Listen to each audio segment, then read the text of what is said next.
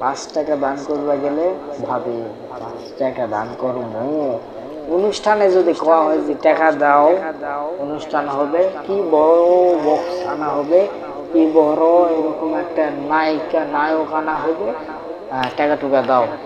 ও মা কয় কি তুই করছু, দাঁড়া তো দাঁড়া, করবো কিছু ধর লেজা 2000 টাকা দেন লেজা।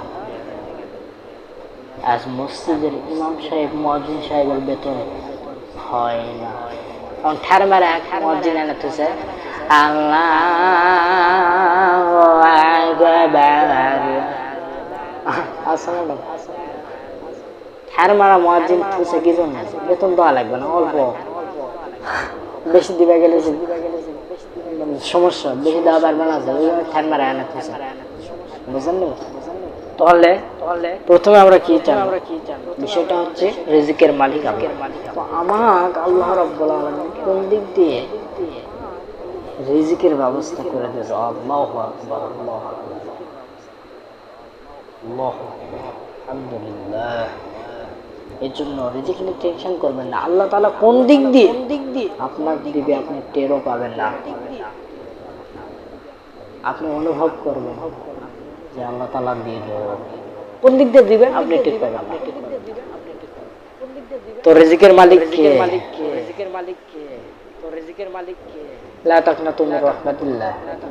আল্লাহ তাআলার পক্ষ থেকে নিরাশ হয় না, আল্লাহ তাআলার কাছ থেকে নিরাশ হয় না।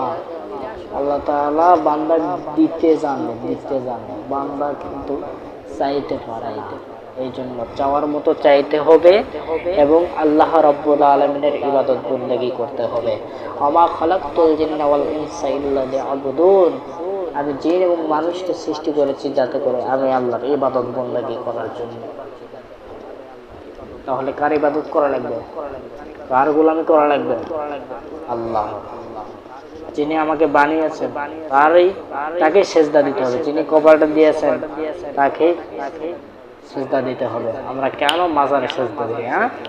এই যে কিছুদিন আগে ভারতের জবিন্দা, এই যে হিন্দু সিঙ্গার মারা গেছে, দেখতেছি ওমা এর লাশ আসার সাথে সাথে লাশ ওইরকম রাখছে, সেজদা দিচ্ছে, মানে সেজদা দিয়ে মূর্তি বানায়।